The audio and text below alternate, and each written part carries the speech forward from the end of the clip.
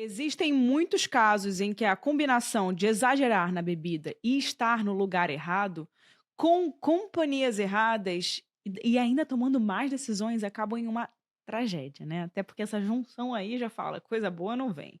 Às vezes, até mesmo um crime brutal, como é esse que eu vou contar aqui para vocês hoje. Daniel Correia Freitas era mineiro, tinha 24 anos e jogador de futebol. Ele jogava como meia no São Bento. Até que um dia ele foi convidado para uma festa no Paraná. Ele foi para essa festa, se divertiu, bebeu, mas uma combinação de fatores ali iria transformar aquilo numa tragédia fatal. Aqui é Erika Miranda e esse é mais um episódio do Casos Reais. Todas as semanas eu trago aqui para vocês um episódio novo com um caso que vocês me pedem. Então, se você quiser enviar algum caso pra gente, é só lá no meu Instagram, @erica_mirandas, com S no final. E também você pode mandar lá no site do Casos Reais, que está sempre na descrição desse episódio, ou www.casosreaispodcast.com.br. Por lá eu sempre recebo os pedidos do podcast. E se você quiser apoiar o podcast, tem o link do Apoia-se aqui na descrição, em qualquer lugar onde você estiver ouvindo. Então vamos parar de conversa. Esse é um caso aqui muito pedido e também um caso que, nossa, me embrulha o estômago e também não só isso. Eu fiquei muito doida nesse caso. Quando eu comecei a pesquisar, eu não conseguia parar de pesquisar esse caso. Tem muitas mensagens, tem muitos arquivos, tem muitas coisas que a gente pode trazer aqui e eu vou trazer aqui para vocês hoje. Então é isso. E esse é o caso do Daniel Freitas.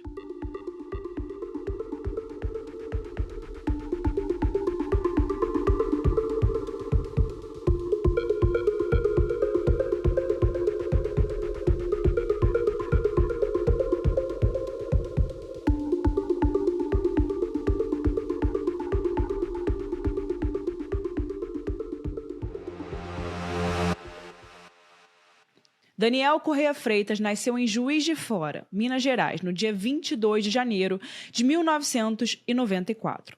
Filho único de Marcelo Lopes Freitas e Eliana Correia, o Daniel cresceu em Conselheiro Lafayette e começou a jogar bola desde cedo, no Clube Carijós. Aos 11 anos, ele começou a sua carreira no Cruzeiro, time mineiro, onde ele era um dos jogadores de mais destaque. Ele era o camisa 10 do time e com o Cruzeiro ele foi campeão brasileiro juvenil, campeão da Copa do Brasil na categoria júnior e campeão estadual em 3 categorias. Em 2011, aos 17 anos, o Daniel foi até convocado para a seleção brasileira sub-17. Em 2011, aos 17 anos, o Daniel foi até convocado para a seleção brasileira sub-17. Já em 2013, aos 19 anos, ele deixou o Cruzeiro e foi para o time sub-20 do Botafogo, onde ele também acabou se destacando muito, no meio de campo e no ataque. Ele foi campeão e virou o destaque do time no torneio Otávio Pinto Guimarães. Antony Santoro, que foi técnico do Daniel no Botafogo, deu entrevistas para o Globo Esporte naquela época, dizendo que o Daniel era muito profissional, muito na dele e que ele era diferente. Era um atleta mesmo. Nas entrevistas que o Daniel dava na época, ele era sempre calmo, sorridente. E de acordo com os dirigentes do Botafogo, ele nunca dava nenhum problema. Ele era ali até um pouco introvertido e tinha uma vida pessoal bem tranquila, pelo que parecia. Em 2014, já com 20 anos, o Daniel acabou sofrendo uma lesão bem feia no ligamento do joelho. E essa lesão iria prejudicar muito a sua carreira, já que ele nunca conseguiu se recuperar totalmente. Isso para um jogador de futebol, a gente sabe o que é uma lesão para um jogador de futebol, ainda mais com 20 anos, né? Enfim, em 2015, um ano depois, ele até chegou a ser contratado pelo São Paulo, mas ele sempre teve muita dificuldade em se firmar no time por conta desse problema para recuperar ali da lesão. Então, de 2015 até 2017, ele passou a ser emprestado para vários times, né, como Curitiba, Ponte Preta, mas oficialmente ele ainda era do São Paulo, né? Nessa época, ele ganhou uma filha da sua então ex-namorada Bruna, com quem ele compartilhava a guarda. É nesse período também que ele acabou conhecendo Alana Brites, que vocês guardem esse nome, que vai ser muito importante nesse caso. A Alana era do Paraná tinha 16 anos na época e eles se conheceram quando o jogador estava no estado, jogando pelo Curitiba. Então eles conversaram pelas redes sociais e até chegaram ali marcarem de sair juntos, mas com outros amigos. Então não era um date, era uma coisa assim, ainda com outros colegas e etc. E de acordo com mensagens no celular da Alana, ela não queria nenhum tipo de relacionamento. Então os dois acabaram virando amigos, parceiros.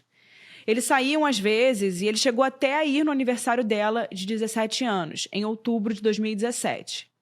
Por mensagens do celular da Alana e por relatos da família do Daniel, dá para ver que as duas famílias, tanto a dela quanto a dele, sabiam dessa amizade dos dois. Em 2018, o Daniel ainda era do São Paulo, mas tinha sido emprestado, como eu disse para vocês, estava sendo emprestado para vários times, e dessa vez era o São Bento, que era um time de Sorocaba, que fica no interior de São Paulo.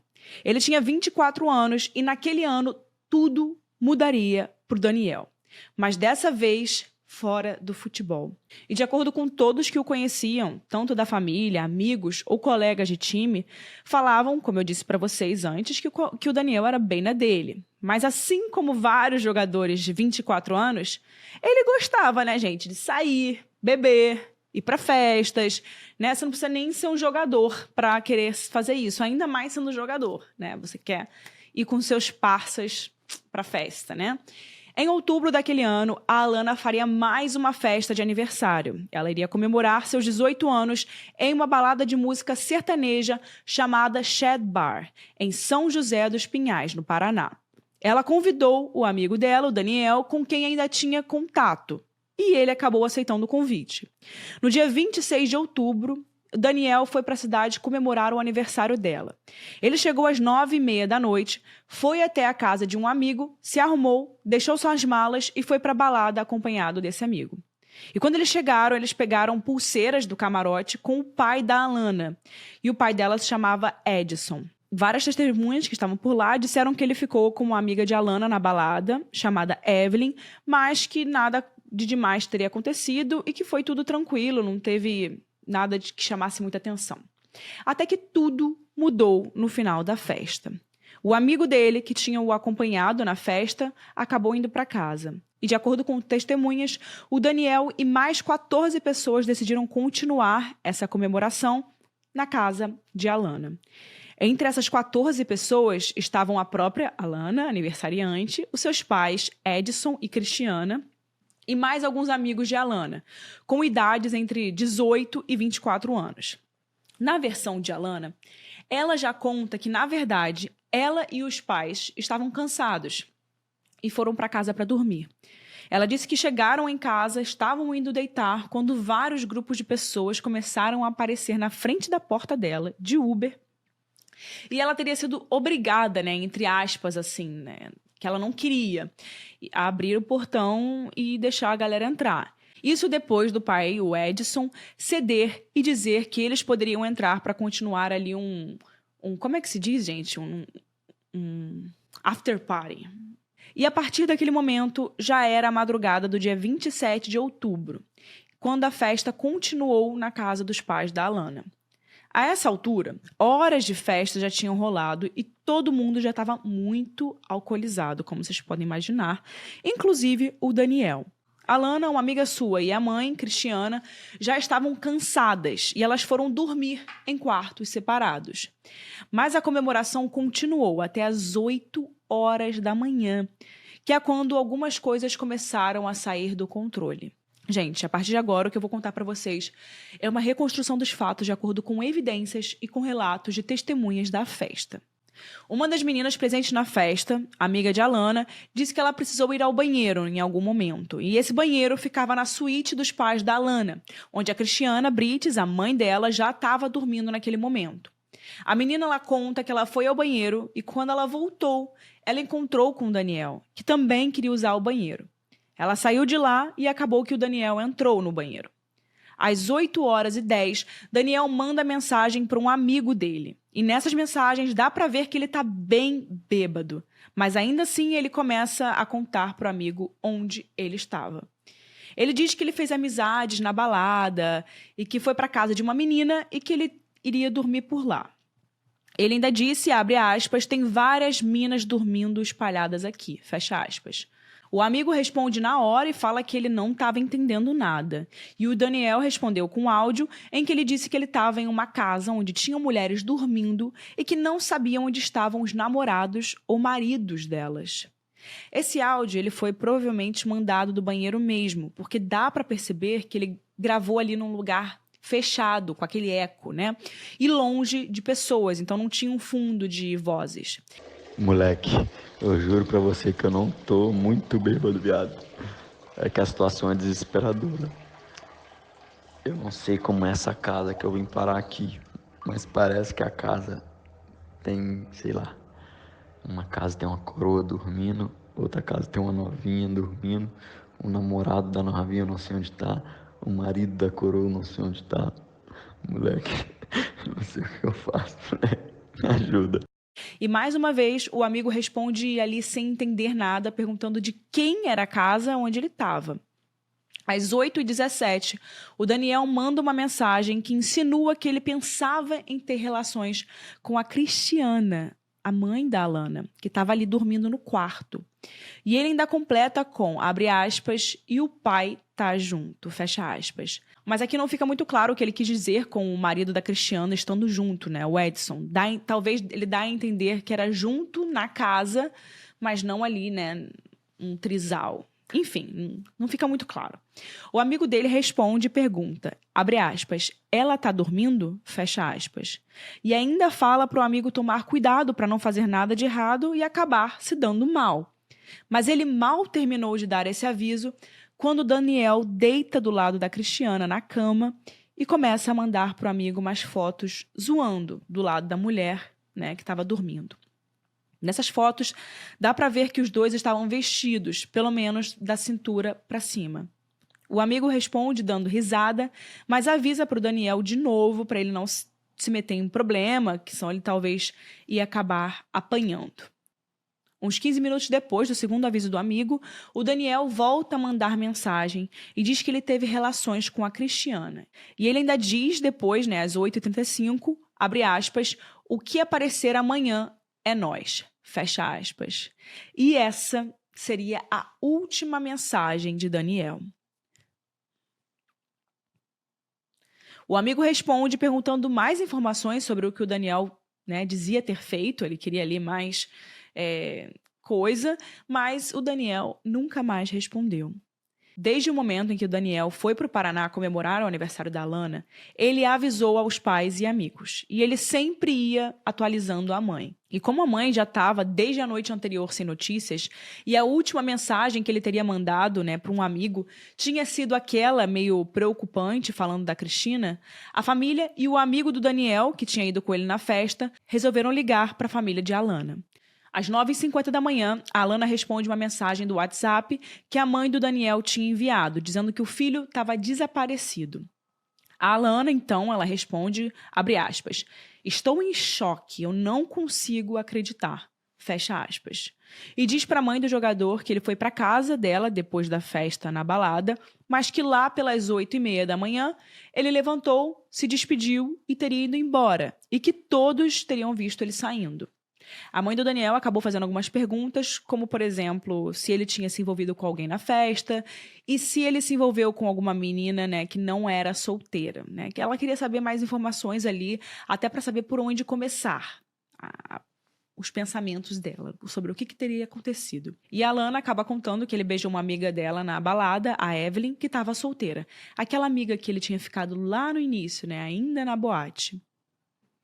A mãe de Daniel pergunta se aconteceu alguma briga, se teve alguma discussão, e a Alana respondeu dizendo, abre aspas, claro que não, imagina, era minha casa, fecha aspas.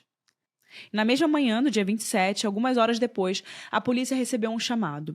Um morador da região tinha encontrado um corpo em um matagal na coluna Mergulhão, que é uma zona rural de São José dos Pinhais. E, gente, é uma cena muito forte que eu vou contar agora. O corpo estava seminu, só com uma camiseta verde e com a garganta cortada de uma forma tão profunda que a cabeça quase se separou do corpo.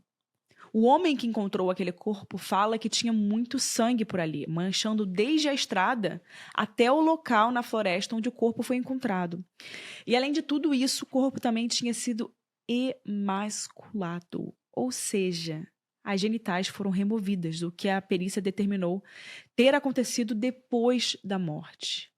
Castraram ele ali, depois que ele morreu. Os policiais que chegaram até a cena do crime logo perceberam que o corpo usava uma pulseira do camarote da balada Shad Bar. E a partir dessa pista eles começaram a investigação. E sim, gente, sim, aquele era o corpo de Daniel, como vocês já imaginam, né? Às 2 horas da tarde do dia 27, a polícia deu entrada, né, com o corpo no IML de Curitiba. A identidade ainda estava como desconhecido e, aparentemente, a causa da morte era ferimentos por arma branca.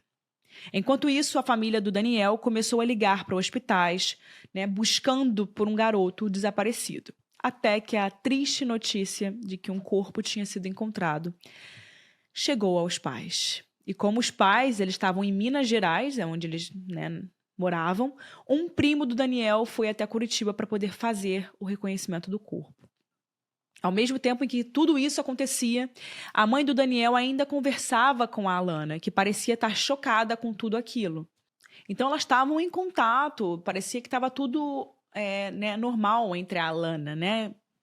Ela estava respondendo as perguntas, ela estava sendo prestativa.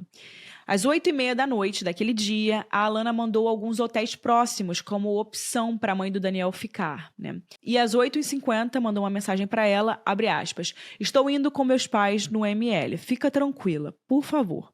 Se Deus quiser, não vai ser ele. Vamos ter fé, vai dar tudo certo, fecha aspas. Na mesma hora, a mãe dele respondeu, dizendo que o primo do Daniel já tinha ido até lá e que já estava confirmado que o corpo era do Daniel.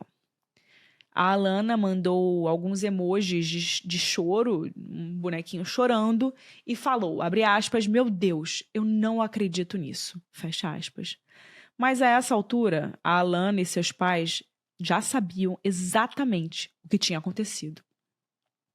No domingo, um dia depois do Daniel ter sido encontrado, o Edson chegou a ligar para os pais do Daniel, conversou com eles e ainda prestou ali sentimentos. Ai, meu Deus, sinto muito. A Alana também ainda postou uma foto com o Daniel no story dela do Instagram e escreveu, abre aspas, meu coração chora, eu não tenho palavras para expressar o que eu estou sentindo, meu amigo. Luto, fecha aspas. Além disso, também foram encontradas mensagens da Alana para a mãe do Daniel perguntando informações sobre o velório. Mas também foram encontradas mensagens para um amigo, um dos que estava na festa. Nessas mensagens, ela combina de conversar com ele e mais alguns amigos em um shopping, no dia seguinte, segunda-feira. E ela fala que, abre aspas, queria chamar eles para uma festinha, fecha aspas, pessoalmente. E câmeras de segurança desse shopping registraram esse encontro em que aparecem Edson Cristiana, Alana e mais 3 homens sentados na praça de alimentação combinando algo. Mais tarde, a polícia veria esse momento ali como um encontro dos envolvidos para bater as versões sobre a morte do Daniel e formar ali, né, um depoimento muito parecido. Na quarta-feira, dia 31 de outubro, aconteceu o velório do Daniel no ginásio poliesportivo de Conselheiro Lafayette, onde o garoto tinha começado a jogar futebol. O funeral estava cheio de familiares, vizinhos, amigos e ex-colegas de time.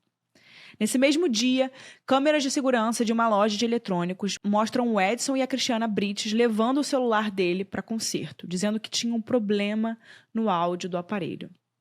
Mais tarde, a polícia disse que isso foi feito para restaurar o celular de Edson e apagar dados e aplicativos. Enquanto isso, em Curitiba, a polícia investigava tudo o que poderia ter acontecido. Entrevistava a Alana, seus pais e outras 20 testemunhas que estavam na balada ou, depois na festa da casa. E com isso, a polícia montava um cenário. Aos poucos, várias testemunhas começaram a dar suas versões. E tudo ficou mais claro. Até que uma das testemunhas, que foi essencial para a polícia, finalmente falou a verdade. que Daniel estava no quarto com a Cristiana quando ele foi agredido e depois assassinado por Edson, com a ajuda de 3 colegas da Alana. E essa testemunha ainda conta que o Edson procurou ela e outros que estavam na casa naquela manhã e pediu para que todos não falassem nada sobre o que viram. Agora, a polícia sabia que aquele se tratava de um caso passional por parte do Edson. E tudo iria se confirmar no dia seguinte, 1º de novembro, quando o Edson foi até a delegacia e admitiu o crime, que eu vou contar agora para vocês. Tudo teria acontecido naquela manhã da festa, né? Aquela madrugada depois da balada. Logo depois do Daniel ter mandado para um amigo as fotos deitado do lado da Cristiana. E eu já vou dizer que existem algumas versões do que teria acontecido em seguida, né? Então, o Edson, ele diz que uns 40 minutos depois da festa ter começado na casa, ele ouviu a sua esposa, Cristiana, gritar no quarto.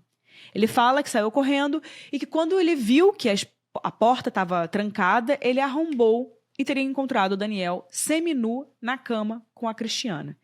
E a esposa estava gritando que o Daniel teria tentado violentar ela. Já outras pessoas na festa disseram que não ouviram gritos e que na hora ninguém falou nada sobre uma tentativa de abuso ou da Cristiana ter sido violentada, mas que de fato o Edson e mais alguns colegas da Alana arrombaram aquela porta. Depois, o Edson ainda contaria mais uma versão.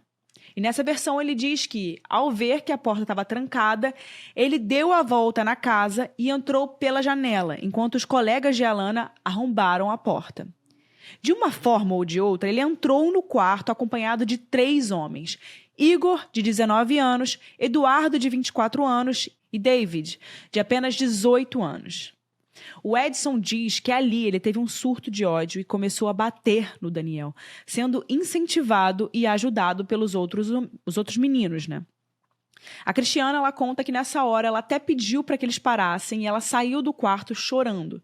Já as outras testemunhas dizem que ela só falou, abre aspas, só não matem ele na minha casa, fecha aspas. E depois ela saiu do quarto. Quanto a Alana, os depoimentos dela mudam bastante. Em um primeiro momento, ela diz que encontrou com a mãe, né, do lado de fora do quarto e ficou consolando a mãe. E que depois mentiu para proteger o pai. Em um segundo depoimento, ela se contradiz e fala que quando a porta foi arrombada, ela chegou a ver o Daniel só de cueca em cima da sua mãe, na cama, antes da briga começar. Uma outra testemunha, um garoto, diz que ele foi o único ao redor da cena que pediu para que parassem de bater no Daniel. E que quando ele falou isso, alguém o ameaçou e pediu para ele ir lá ajudar buscando uma faca na cozinha, senão ele seria o próximo. Depois de agredirem bastante o Daniel no quarto, eles o carregaram até a porta da casa, onde as agressões continuaram. Então, eles pegaram o celular dele, a faca, e o carregaram até o porta-malas do carro de Edson. Todos entraram no carro. De acordo com os depoimentos dos homens que estavam no carro, eles ameaçaram Daniel por todo o caminho. Edson ia mexendo no celular do Daniel e até chegou a ver aquelas mensagens com as fotos dele do lado da Cristiana, né? E a polícia diz que ali ele teria tido outro surto de raiva e foi aí que ele decidiu tirar a vida do Daniel. Eles levaram o jogador até a zona rural da cidade, no matagal onde o corpo seria encontrado mais tarde. Lá, o Edson teria descido do carro acompanhado só do Eduardo. Então, eles abriram o porta-malas e o Edson teria começado os cortes no pescoço do Daniel. Depois ele teria arrastado o garoto para dentro da mata e finalizado o crime, tirando as partes íntimas dele, né? Cortando ali, pá, botando para fora. E depois o Edson acabou levando a polícia até um riacho próximo, onde ele fala que se desfez da faca e das partes íntimas que retirou do corpo ali naquele riacho. Depois daquilo, eles voltaram para casa, queimaram o celular de Daniel e o Edson mandou os 3 outros garotos limparem as manchas de sangue que respingaram pela casa. E quando contou toda a história para a polícia e foi confrontado sobre a brutalidade do crime, o Edson diz que fez o que, abre aspas, qualquer homem faria para defender a sua esposa, fecha aspas. A perícia investigou a casa da família Brites para poder buscar mais evidências e confirmar essa história. No quarto e em uma parede da sala foram encontrados com luminol alguns respingos de sangue que tinham sido limpados alguns dias antes. A porta da suíte, onde a agressão aconteceu, realmente tinha algumas lascas de madeiras quebradas, indicando que tinha sido arrombada há pouco tempo. Além de tudo isso, no carro do Edson também foram encontradas com luminol manchas de sangue recém-limpadas. Edson, Eduardo, Igor, David, Cristiana e Alana foram presos pelo envolvimento no homicídio de Daniel Freitas. Os investigadores exploraram o passado do Edson para poder descobrir mais sobre ele e encontraram uma ficha criminal ali bem longa. O Edson tinha o apelido de Juninho Riqueza. Trabalhava com venda de produtos perto da validade e ele provavelmente estava envolvido de várias formas com grupos criminosos, tendo até mesmo alguns objetos roubados. Uma grande questão nesse caso é se a Cristiana é uma vítima também ou se ela é quem foi a mandante do crime, já que talvez ela teria sofrido importunação sexual ou sido violentada pelo Daniel enquanto ela dormia. O que os legistas disseram na autópsia do corpo do Daniel é que o nível de álcool no sangue dele era tão alto que eles não achavam que fosse possível ele ter feito nada com a Cristiana, já que o corpo não ia conseguir ter uma ereção, por exemplo. E, além disso, também tem muitas contradições nos depoimentos das testemunhas da festa. A própria Cristiana, ela fala que acordou com o Daniel em cima dela e que ele disse, abre aspas, calma, é só o Daniel. E isso fez com que ela gritasse e chamasse a atenção dos outros na casa. Mas, por um outro lado, muitas testemunhas dizem que não ouviram nenhum grito, mesmo a casa estando cheia. De qualquer forma, o que a gente sabe é que por mais ou menos uns 20 minutos, o Daniel e a Cristiana ficaram sozinhos naquela suíte. E o que a polícia tem é o depoimento da Cristiana e aquelas mensagens bem pesadas que o Daniel mandou para um amigo. Edson, Eduardo, Igor e David, eles foram denunciados por homicídio triplamente qualificado, ocultação de cadáver, fraude, corrupção de menor, falso testemunho e por prejudicarem o andamento do processo. Já a Cristiana, ela foi acusada de homicídio qualificado, fraude por prejudicar o processo e corrupção de menor. A Alana, ela também foi denunciada por fraude e por prejudicar a investigação. Até mesmo a Evelyn, a amiga da Alana, chegou a ser acusada de fraude e de falsos testemunhos porque no início das investigações ela tentou culpar um outro jovem que estava na festa, mas que não tem nenhum depoimento que ligue esse jovem às agressões. E esse garoto, com isso, ele chegou a ser suspeito de ter participado no crime e a promotoria até chegou a pedir prisão preventiva para ele. Mas, no fim, ele não foi acusado pelo Ministério Público. Depois das prisões preventivas, no dia 7 de novembro, uma testemunha disse que recebeu uma mensagem de um amigo em comum entre ela e o Edson. E a mensagem era em um tom bem ameaçador, dizendo que a testemunha estaria correndo perigo. No dia 8 de novembro, ainda surge uma nova testemunha, com uma nova versão dessa história. Nessa versão dessa testemunha, o Edson teria consumido muito álcool e várias substâncias, e em um momento ele convidou o Daniel para ficar com a sua esposa, a Cristiana. E os investigadores relacionaram um pouco essa teoria com algumas pesquisas encontradas no celular da Cristiana sobre casas de swing, que são aquelas casas que têm trocas de casal, né? Que fazem ali, um casal vai ficar com um casal fica com outro. Isso sugeria que eles talvez quisessem apimentar a relação dos dois, né? Sugeria alguma coisa a mais. Por que que isso teria acontecido bem numa época em que ela estava pesquisando isso, sabe? E talvez o Edson poderia ter se arrependido e teve um surto de ciúmes naquele momento. Mas lembrando, gente, isso foi só uma teoria baseada naquele depoimento. Também passaram a surgir alguns boatos, por exemplo, de que a Cristiana e o Edson não tinham um bom relacionamento e que naquela época ela estava pensando em se divorciar dele. Bom, o que realmente a gente tem são depoimentos das testemunhas e as versões da família Brites. O que realmente aconteceu ali nos 20 minutos em que o Daniel ficou no quarto com a Cristiana, né, enquanto ela dormia, a gente provavelmente nunca vai saber, né? Durante o restante de 2018, a Cristiana ainda pediu para responder em liberdade e ela teve seu pedido negado até agosto de 2019. Um mês depois, Alana, David, Igor e Eduardo também saíram da prisão e aguardam julgamento em liberdade. O único que continua preso enquanto aguarda o julgamento é o Edson. Em 2020, foi aberto um processo em que o Edson Brites deveria começar a pagar pensão para a ex-namorada e para a filhinha do Daniel, já que, de acordo com a mãe da menina, elas dependiam do jogador. O julgamento já deveria ter acontecido em 2021, mas ele passou por vários imprevistos no processo que fizeram com que ele fosse adiado. Todos os envolvidos vão ser julgados individualmente. Já a mãe do Daniel, a Eliana, ela pede por justiça, mas ela diz que não sente ódio da família Brites, só pena. Nas palavras dela, eles destruíram a própria família ao destruir a dela. Ela passa bastante tempo com a neta e passou a morar na casa da irmã depois da perda do filho. Ela conta que ela não conseguiu ficar na antiga casa com as medalhas, troféus e todas as lembranças que aquela casa tinha do Daniel, que foi onde ele cresceu.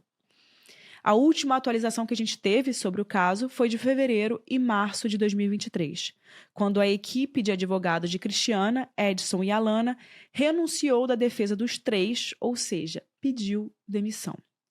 Agora a gente fica aqui no aguardo do julgamento para ter um desfecho para esse caso, que envolve pessoas tão jovens e um desfecho tão triste, né? Inclusive, nosso propósito aqui com o episódio de hoje é trazer esse caso à tona para que esse julgamento aconteça logo e que a justiça seja feita para a família do Daniel, né? Que a família do Daniel consiga seguir em frente, apesar de ser muito difícil seguir em frente. Daniel era pai, amigo, filho e precisa ter um desfecho nessa história. Realmente, a família de Daniel, os amigos, as pessoas que queriam o bem dele precisam realmente ter essa história encerrada, né? Para seguir em frente. Bom, sempre no final do episódio eu trago a minha opinião. E nesse caso, a minha opinião sobre esse caso é uma... Não sei se vocês vão gostar da minha opinião, mas eu não tô aqui para dar minha opinião para ser aprovada, né? Eu tô aqui só para dar minha opinião. Eu acho que realmente o Daniel ele fez uma coisa muito ruim, tendo entrado naquele quarto, tendo ficado com uma mulher casada. Eu não acho que o Edson tenha pedido para eles terem uma relação, para os três fazerem algo. Eu acho que, de fato, ele se aproveitou daquele momento, ele estava bêbado, ele não sabia muito bem... talvez ele sabia o que ele estava fazendo, eu acho, porque quando a gente fica bêbado, a gente sabe um pouco o que a gente faz. A gente só não tem noção dos perigos que isso traz, né? A gente meio que perde a noção de medo. Você perde um pouco o medo quando você tá realmente bêbado. E eu acho que esse foi o caso do Daniel. Ele tava tão alucinado, tão doidão, assim, com bebida, que eu acho que ele viu ali na casa, ele devia achar a mãe dela bonita, Cristiana, bonita, e ele usou aquele momento, assim, pra zoar. Vou zoar aqui, vou mandar uma foto para os amigos e etc. Que isso é muito feio. É muito triste que ainda tenham homens que façam isso, né? Inclusive, eu acho que se você é um homem que está escutando o podcast aqui, não faça essas zoeiras com seus amigos, sabe? Eu acho que hoje em dia a gente já amadureceu como sociedade, e há alguns anos atrás, há uns 10 anos atrás, a gente via que isso era muito comum os homens fazerem, brincarem e tal, mas hoje em dia os homens sabem que isso sempre foi ruim, mas hoje em dia tem a noção de que isso não é para ser feito, né? Eu acho que, enfim, não foi uma atitude boa que ele entrou naquele quarto, mas assim, gente, você pegar uma pessoa, matar ela e primeiro espancar, sem direito de defesa, porque ele estava, assim, muito mal, ele estava muito bêbado. Inclusive, a perícia falou que ele não teria condições de ter feito algo com ela, porque ele estava muito bêbado. Ele não teria como ter uma ereção. Imagina se defender. Então, aquilo ali foi uma brutalidade. Fizeram uma ajudaria com ele, de verdade. E eu acho que não tem que se fazer isso com ninguém. Você tirar a vida de uma pessoa, cortar as partes íntimas, espancar. Mas, gente, não tem nada que justifique isso. Teria, tá com a minha mulher, etc, tal. Dá uma porrada nele, fala, nunca mais volta aqui, você tá maluco? Mas agora, fazer o que fizeram com o Daniel assim, muito absurdo. Mas também dá pra ver pelo histórico do Edson. Enfim, essa é a minha opinião. Acho que sim, o Daniel teve umas ações ali, umas atitudes que, bêbado, ele não percebeu que aquilo poderia ser perigoso, como o amigo dele falou. E no final, acabou estando com pessoas erradas em um lugar que ele não deveria estar. Essa é a minha opinião, quero saber a sua. Deixa aqui embaixo nos comentários. Mas antes, vamos ouvir a opinião da Mariana, a roteirista aqui do podcast. E ela tem uma coisa bem interessante para contar. Oi, gente, eu sou a Mari, roteirista aqui do Casos Reais, e eu vim trazer para vocês algumas curiosidades sobre o caso do Daniel Freitas. A primeira curiosidade é que a Alana Brits se formou em Direito e ela é uma influencer aí no Instagram, ela tem 69 mil seguidores. Ela também sempre posta fotos com mensagens pro pai dizendo que sente muita falta dele. A segunda curiosidade é que na saída da casa tinha tipo um pote de ração para bichinhos. E aí quando a perícia foi ver a casa dos Brits para buscar ali manchas de sangue e tal, eles encontraram uns resquícios de cinzas, mas eram muitas cinzas, assim, nesse potinho de ração, dando a entender que eles tinham queimado algo ali, e os investigadores acreditam que o que eles queimaram era o celular do Daniel. E a última curiosidade é que existe uma série da HBO Max chamada 11 Tiros, que conta um lado obscuro, assim, do futebol. Então ela conta alguns casos, que nem o caso do Daniel. O caso do Daniel, inclusive, ele é o último caso, o caso 11, para quem quiser aí saber ainda mais sobre essa história. É isso, pessoal. Muito obrigada por estarem aqui até agora. Não deixe de deixar a sua opinião aqui nos comentários. Eu adoro ver, muito importante. E compartilhe também que você está escutando esse podcast em qualquer plataforma que você estiver escutando. Me marca, que eu sempre gosto de repostar. É isso, pessoal. Vejo vocês na próxima quarta-feira. Beijo.